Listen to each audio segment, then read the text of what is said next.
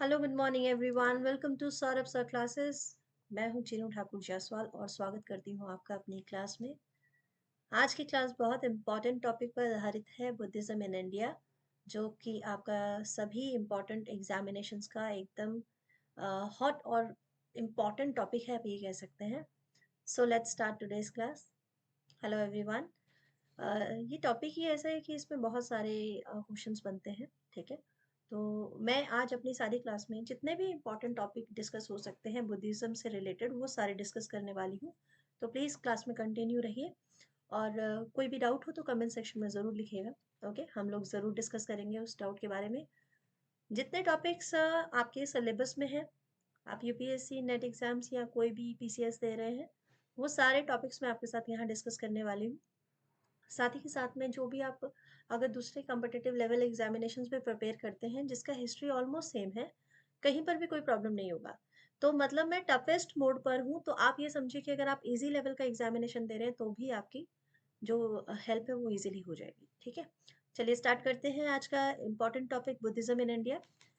Buddhism in India एक important religion रहा है एक टाइम पीरियड में। ठीक है, तो 2600 ईयर्स एगो, ये समझ लीजिए आज के समय से 2600 ईयर्स एगो या इससे भी थोड़ा ज़्यादा ही समय लगाइए, एक ऐसा धर्म पनपता है। धर्म तो नहीं कह सकते क्योंकि बुद्धा खुद ही ये बात को नहीं कह रहे हैं कि हाँ इसको धर्म स्वीकार करो। ये है कि सोशल कोड ऑफ कंडक्ट है। ठीक है, उसी के बारे में हम डिटेल में डिस्कस करेंगे आज। ठीक है, तो बहुत सारे राजा रहे हैं टाइम पीरियड्स में, अलग अलग टाइम पीरियड में देखेंगे जिन्होंने बुद्धा जो था उनकी टीचिंग को एक्सेप्ट किया और उनकी टीचिंग्स को पूरे मतलब वर्ल्ड में जो है फैलाने की कोशिश की, जिनमें कि अशोका का नाम सबसे पहले आता है। अशोका ने अपने बेटे और बेटी दोनों को, ठीक है, मतलब अपने जीवित में तो उन्होंने काफी कुछ किया, बहुत सारे इंस्क्रिप्शंस में लगवाए जिसमें कोड ऑफ कंडक्ट किया क्योंकि वो खुद ही बुद्धिस्ट बन चुके थे। इसके अलावा उन्होंने अपने बेटे को, जो महिंद्रा और संघमित्रा था, महिंद्रा बेटा और संघमित्रा बेटी, ठीक है, जितने साउथ एशियन कंट्री थी वहाँ सभी जगह इनको भेजा गया है कि जाओ और धर्म का प्रचार करो। और ये बात मेंशन होती है महावामसा में। देखो कहीं से भी प्रश्न आता है ना, कहीं से भी क्वेश्चन आ सकता है। तो मैं ये भी आपको बता दूं, महावामसा जो बुक है उसमें मेंशन किया है कि महेंद्र और संघमित्रा को भ्रमण के लिए भेजा गया, देश में जगह जगह भेजा गया, अलग अलग देशों में भेजा गया बुद्धिस्ट धर्म को प्रचारित करने के लिए। और संघमित्रा वो है, ये जो इनकी बेटी हैं, ये बोधि ट्री लेकर जाती हैं और अनुराधापुर में लगाती हैं। अनुराधापुर श्रीलंका में जो था, कैपिटल था उसका, वहां जाके ये वाला जो बोधि ट्री है वहां पे जाके लगाती हैं। और लगभग सारे जितने भी साउथ और साउथ एशियन जितनी कंट्री हैं सभी जगह पर बुद्धिज्म जो है बहुत डेवलप होता है। ये बहुत अचंभे की बात है और इसका रीजन भी बनता है और कई क्वेश्चंस में ये आ भी सकता है कि जैनिज्म और बुद्धिज्म लगभग एक ही समय के हैं। ठीक है, जैनिज्म और बुद्धिज्म समकालीन है। उसके बाद भी जैनिज्म जबकि सिर्फ भारत तक ज्यादा फैला है, ठीक है, only in India, but Buddhism जो है वो स्प्रेड होता है all over world, specially in south east Asian जो कंट्रीज हैं उसमें।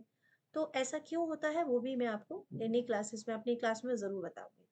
तो थोड़ा सा समझ लेते हैं। ठीक है, समझ लेते हैं बुद्धा के बारे में, उनका जो जीवन था वो समझ लेते हैं। बुद्धा का जन्म होता है 563 बीसी में, 563 बीसी। और जो इनके पिता थे वो शाक्य क्लैन से संबंधित थे। ये बहुत ही अच्छी बात है और बहुत मतलब समझने की बात है कि उस समय क्या थे, संघ थे।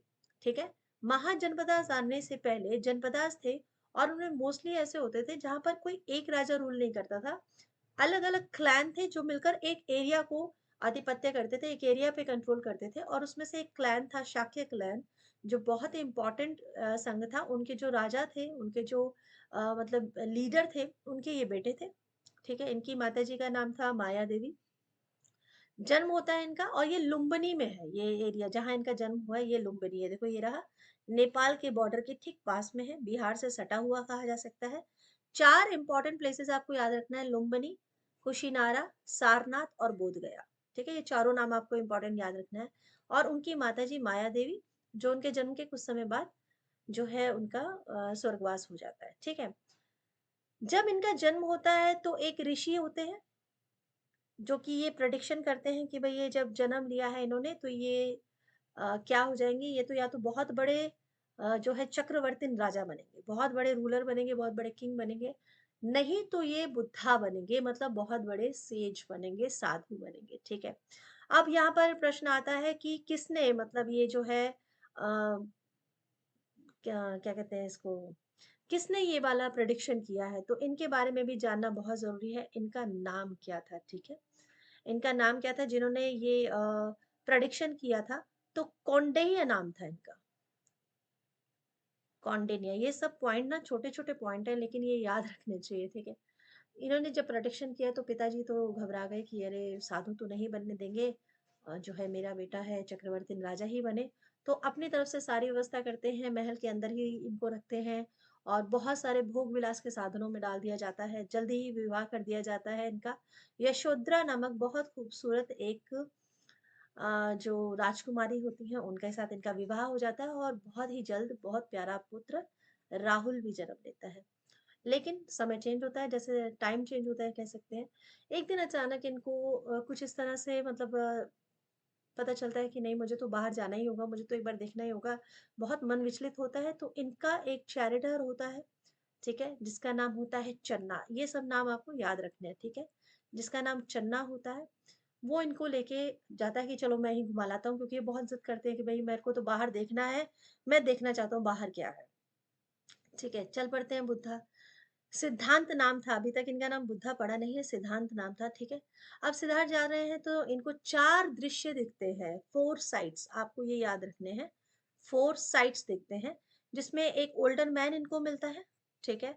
साथ में एक सिक मैन मिलता है इनको, फिर इनको कॉप्स दिखाई देता है, कॉप्स का मतलब डेड बॉडी इनको दिखाई देती है, और लास्ट में इनको एक सेज यानी साधु मिलते हैं, एस्थेटिक मिलते हैं, जो इन सब चीजों से एकदम मुक्त होते हैं। तो वो ऋषि से कहते हैं कि आपके चेहरे पे तो बहुत आप शांत और एकदम खुश नजर आ रहे हैं, जबकि मैं बाकी तो बहुत दुखी वाले दृश्य देख के आ रहा हूँ, सभी परेशान और दुखी थे। तो ये कहते हैं कि मुझे कोई दुख नहीं है, मैं तो सब कुछ त्याग कर चुका हूँ, अब मुझे मेरे मन में कोई भी परेशानी नहीं है, मैं बस अब मैं खुश हूँ। ठीक है। तो सिद्धांत को लगता है कि अच्छा, जीवन का जो सत्य है वो इस चीज में है कि आपको जितने भी सुख सुविधाएं क्यों ना मिल जाए, लेकिन वास्तविकता अब से अभी आप बहुत दूर है। इसी वास्तविकता की तलाश में गौतम बुद्धा निकल जाते हैं अपने घर से, अपनी पत्नी और अपने बच्चे को छोड़कर। ठीक है, 29 साल की एज में निकलते हैं और 49 डेज तक ये मेडिटेट करते रहते हैं, जगह जगह पर घूमते हैं, और फाइनली एक स्थान पर आकर बोध गया, जिसका नाम है बोध गया, बिहार में आकर उनको पीपल ट्री, देखो ये सारे छोटे छोटे पॉइंट है, ये सारे छोटे छोटे क्वेश्चंस आते हैं जब आप रेलवेज का पेपर दे रहे होते हैं, तो ये सारी बातें। ठीक है। तो पीपल ट्री के नीचे बैठकर वो समाधि लगाते हैं और ज्ञान प्राप्त करते हैं। ठीक है। यहाँ पर मुद्राओं का भी जिक्र है। ठीक है। किसी किसी पेपर में मैंने मुद्रा से रिलेटेड क्वेश्चन भी देखा है, तो एक बार आप मुद्रा भी देख लीजिएगा। यहाँ पे भूमि मुद्रा जो ये करते हैं, भूमि मुद्रा, ठीक है, अ, ये उस समय जब ये ज्ञान प्राप्त कर लेते हैं, कैवल्य प्राप्त कर लेते हैं, तो उस समय तो कोई होता नहीं है इस बात का ये देने के लिए, प्रूफ देने के लिए, एविडेंस देने के लिए। तो ये फिर भूमि मुद्रा करते हैं, एक हाथ अपना हाथ में रखते हैं, ऐसे करके ज्ञान मुद्रा बनाते हैं, और दूसरा हाथ धरती को टच करते हैं कि हे धरती, आप यहाँ पर साक्षी हैं कि मैंने कैवल्य प्राप्त किया है, ज्ञान प्राप्त किया है। उसके बाद बुद्धा बहुत जगह पर भ्रमण करते हैं, अपना पहला सरमन देते हैं सारनाथ में। ठीक है, हो गई ना, चारों जगह इंपॉर्टेंट है, आपको याद रखना है। पहला इनका सरमन जो है फर्स्ट सारनाथ में देते हैं ये। ठीक है। बुद्धिस्ट बिलीफ में क्या क्या है? 4 नोबल ट्रुथ है, 8 फोल्ड पाथ है, कर्मा है, रीबर्थ की उनकी सोच क्या थी, धर्म के बारे में वो क्या जानते हैं, और इनलाइटमेंट। ठीक है। इन सभी से रिलेटेड क्वेश्चंस आते हैं। और एक इम्पॉर्टेंट टॉपिक आजकल चल रहा है यूपीएससी लेवल के लिए, सिंबलिज्म, जो सिंबल्स हैं इनके बुद्धिज्म के। ठीक है। जब इन्होंने महाकेवल्य प्राप्त किया है, जब ये ज्ञान प्राप्त करते हैं, तो वो धर्म चक्र परिवर्तन है, तो उसके लिए ये सिंबल है। ठीक है, व्हील है। कमल के लिए अलग है, पैरासोल के लिए अलग है, शंख के लिए अलग है, तो ये सब इनके नाम है। और हो सकता है मैच द फॉलोइंग में आ जाए, तो आपको ये सब पे नोट्स बनाने होंगे। ठीक है। चलिए, कहीं कोई परेशानी होगी तो मुझे बताइएगा। जो 8 अष्टफोल्ड जो बात कहा गया है वो ये है: right view, right intention, right speech, right action, right livelihood, right effort, right concentration and right mindfulness. यदि ये सारी चीजें राइट है तो आप कैवल्य प्राप्ति की ओर अग्रसर हो रहे हैं, आप आगे बढ़ सकते हैं, ठीक है। इसके बाद आती है बातें कि जो वेरियस कॉजेस थे, जिसमें आपको लिखित का क्वेश्चन आता है, ठीक है। आप राइटिंग का क्वेश्चन आता है, अगर 20 मार्क्स का आएगा तो जितने भी ये मैंने डिटेल्स दिए, देखो फैक्ट नॉलेज ही लिखना। यूपीएससी में अगर आप आंसर लिख रहे हैं तो आपको फैक्चुअल नॉलेज चाहिए। एंड आई थिंक बहुत सारे फैक्ट्स मैंने आपको यहाँ पे प्रोवाइड करवाए हैं बुद्धिज्म से रिलेटेड, और अभी और आ रहे हैं। तो कॉजेज अगर आपको पूछे जाते हैं तो जैनिज्म और बुद्धिज्म दोनों के कॉज सेम ही है। क्षत्रिय क्लास जो थी वो बहुत ज्यादा प्रिस्टली क्लास पे निर्भर होती जा रही थी। प्रिस्टली क्लास का डोमिनेशन बहुत बढ़ रहा था, यानी ब्राह्मणिज्म का जो डोमिनेशन था वो काफी ज्यादा इंक्रीज होता जा रहा था। किसी भी पावर को, जो कोई भी मतलब स्टेज पर है, एक ही पावर कंटिन्यू रहने पर कई बार निरंकुश होने का भी मतलब कारण बन जाता है। Rise of the new agricultural economy that needed animal husbandry. Brahmanism जब थे तो उस समय बहुत ज्यादा सेक्रीफाइसेस बढ़ चुके थे। इससे पहले की क्लासेस में आपके साथ डिस्कस कर चुकी हूँ। सेक्रीफाइसेस बहुत ज्यादा बढ़ चुके थे। अश्वमेध यज्ञ था, राजसूय यज्ञ था, वाजपेयी यज्ञ था। तो कोई भी हवन होता था, कोई भी यज्ञ होता था, तो जानवरों की बलि दी जाती थी, ठीक है। सिर्फ राजा महाराजा ही बड़े बड़े हवन नहीं करवाते थे, छोटे छोटे परिवार, फैमिलियां, उसमें भी जो धनाढ़ लोग थे, जो रिच पीपल्स थे, they also do such kind of sacrifices. तो उसमें क्या होता था, जानवरों की मौत ज्यादातर हो रही थी। और जानवर आपके जीवन का जो लाइफ सर्कल होता है हम लोगों का, उसको बैलेंस करने के लिए बहुत जरूरी होते हैं, ठीक है। तो मैं ये नहीं कह रही कि नॉनवेज खाना छोड़ देना, बट हाँ थोड़ा कम कर दो ठीक है, चलो। उसके बाद जो है सैक्रिफाइसेस बढ़ रहा था, तो ये भी एक रीजन था कि एक नया कुछ कोड ऑफ कंडक्ट लाना बहुत जरूरी है जो इसको रोका जा सके। The Vysya and other mercantile group favoured Buddhism and Jainism. Why this happened? Because जो क्लास स्ट्रगल हो रहा था स्टार्टिंग से, हम लोगों ने जब वैदिक पीरियड पढ़ा है, ठीक है, वो क्लासेस भी जरूर देख लीजिएगा, because these all classes are interlinked, एक दूसरे से जुड़ी हुई क्लासेस है, ठीक है। तो वैश्यस जो है उनको और शूद्रास को बहुत ज्यादा प्रॉब्लम होती थी उस धर्म का जो भेदभाव था, जातिगत भेदभाव था। बट बुद्धिज्म और जैनिज्म में जातिगत भेदभाव नहीं था, ठीक है। ये भी एक रीजन था कि लोग बुद्धिज्म की तरफ, जैनिज्म की तरफ अट्रैक्ट होते हैं, ठीक है। Acceptance of simple and peace centred principle, मतलब शांति के सिद्धांत है और बहुत शांति देते हैं, इस तरह की एक्सेप्टेंस, मतलब आपको एक्सेप्ट किया जाता है और आपके जीवन में बिल्कुल शांति आ जाए, इस तरह की बातें। ये करना होगा, वो करना होगा, ये सब चीजें आडंबर से एकदम ये दूर रहते थे ये सारी चीजें। और यही कॉज बनता है कि एक्सेप्ट होता है ये धर्म, ठीक है। समझ में आया? अब इनकी मृत्यु हो जाती है ये कुशीनारा में, ठीक है। जब ये 80 साल के होते हैं, 483, कुशीनारा। चारों प्लेस हम लोग डिस्कस कर चुके हैं, आपको ये चारों प्लेसेस में एकदम याद रखना है किस प्लेस में क्या हुआ है, ठीक है। अब बात करते हैं कि इनके जो टेनेट्स थे, सिद्धांत थे, वो क्या थे। तो ये कहते थे कि भाई देखो, एक्सट्रीम मत जाओ, ठीक है। बहुत ज्यादा आपको अपने शरीर को कष्ट देने की जरूरत नहीं है। आप सिर्फ सोशल कंडक्ट को फॉलो करो और नियम जो है वो इस तरह से फॉलो करो कि आपके मेंटल पोजीशन और आपके फिजिकल पोजीशन पे जरूरत से ज्यादा बोझ ना पड़े। तो ये स्ट्रिक्ट एब्स्टिनेंस और एसेस्टिज्म, यानी कि अपना जो साधुइज्म है उसको उतना ज्यादा कठिन नहीं बनाना चाहते, ये मध्यम मार्ग के लिए आपको बताते हैं। मध्यम मार्ग, ना ज्यादा कठिन मार्ग, ना ज्यादा इजी मार्ग, आप मध्यम मार्ग पे रहो, ठीक है। और according to him everyone was responsible for their happiness in life. That's very true. If you are happy in your life, तो उसके लिए किसी और के लिए नहीं है कि आप जब बहुत खुश होते हैं तो क्या आप कहते हैं कि मैं उसकी वजह से खुश हूँ, मैं इसकी वजह से खुश हूँ। आप हमेशा सारी सफलता का जो श्रेय है मैक्सिमम अपने ऊपर ही रखते हैं। तो फिर दुख का श्रेय किसी और को क्यों दे देते हैं? तो बुद्धा भी यही समझाते हैं, ठीक है। ये सारी उनकी जो है टीचिंग्स है। अब इसको और थोड़ा सा डिटेल में समझते हैं, ठीक है। टोटल 3 पिलर्स हैं उनके टीचिंग्स के, कि बुद्धा एक टॉपिक है, बुद्धा जिसमें वो फाउंडर है, वो टीचर है। धम्मा, जो वो टीचिंग्स जिसमें है, उनकी शिक्षाएं, ठीक है। संघ, संघ होगा जहाँ पे ग्रुप, संगठन बनाया जाएगा, ठीक है। ये 3 पिलर है उनकी टीचिंग्स के। आपको याद होगा कि अशोका ने भी जो धम्म के मार्ग को फैलाने के लिए जो एम्प्लॉय रखे थे, उन्हें धम्म महामात्य कहा था, याद है ना? ठीक है, ये सारे छोटे छोटे पॉइंट्स हैं, इनको दिमाग में रखना है। अब बात करते हैं उनकी लिटरेचर की। तो लिटरेचर में अगर आप बात करें तो एक आपको क्या याद रखना है, पाली लैंग्वेज का ये मोस्टली यूज करते थे, और साथ साथ में समय जैसे जैसे चेंज हुआ तो संस्कृत का भी यूज करने लगे, ठीक है। पाली लैंग्वेज उस समय पे जो जनसाधारण की भाषा थी, पाली थी। ठीक है। और संस्कृत क्या थी, जो वेद लिखे गए, जो लिटरेचर पीछे से लिखा जा रहा था, वो भाषा संस्कृत थी।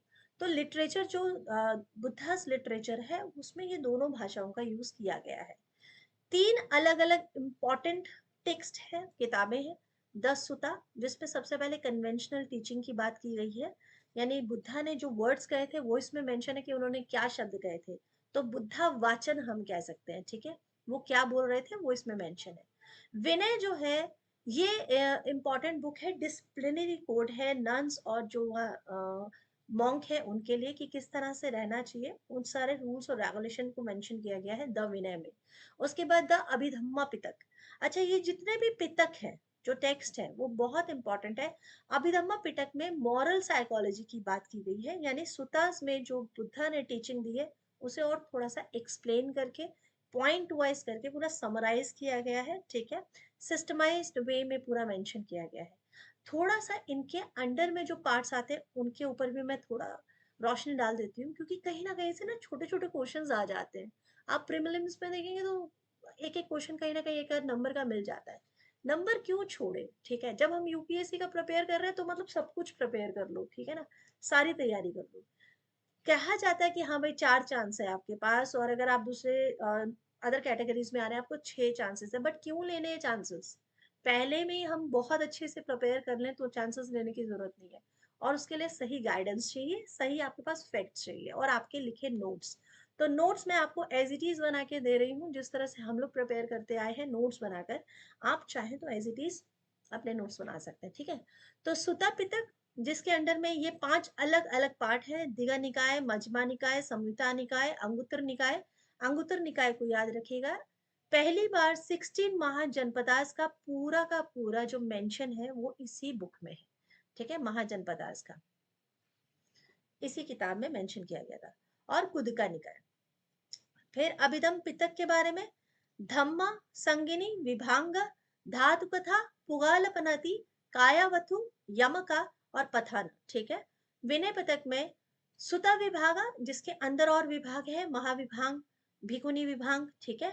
भिकुनी मतलब भिक्षुणी जो होती है, ठीक है। नियम मैंने कहा ना, मॉन्क के अलग, नन्स के अलग, और सब मेंशन है विनय पिटक में। उसके बाद खंडक है, महावागा और कुल्लवागा, और नंबर 3 पे है परिवारा।